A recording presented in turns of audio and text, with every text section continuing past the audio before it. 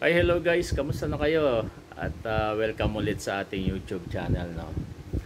So guys, today meron tayong short tutorial, no. Meron kasi nag-comment sa channel natin sa mga Yaiso lovers.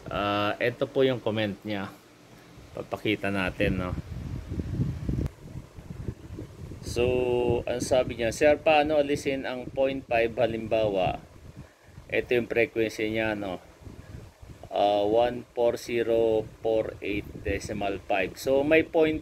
Paano ko maalis ang 0.5? Sana masagot niyo po ito.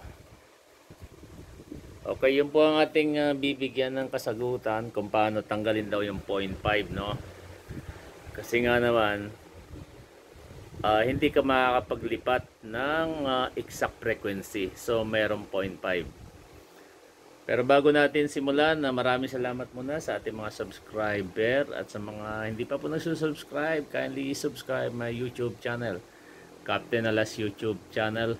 At paki-like na rin po and share and hit the notification bell, no, para updated kayo. And kung gusto niyo mga ganitong content guys, no, tapusin niyo lang para may matutunan kayo. And kung meron po kayong mga tanong, comment lang kayo sa comment section. At try natin sagutin. So, wag na natin patagalin. Let's go. So guys, ito yung tanong niya, no? Paano raw alisin yung 0.5? So, ito yung frequency, 140.485. Ito po yun, yan.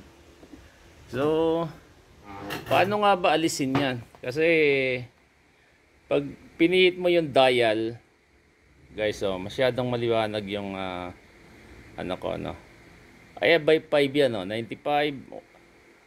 So hindi siya eksakto, no? So paano nga ba maalis yun yung 0.5? So ito po, no, pindutin nyo lang tong set megahertz. Okay, so etong dial dali nyo sa 50, no? Once andito na kayo, click nyo ulit ng isang beses. So kita nyo to, yung setting ng step nya nasa 0.5. Kaya hindi siya eksakto pag naglipat siya. So pihitin nyo to, lagay nyo sa 10. Then click nyo to. Tapos press nyo yung PTT.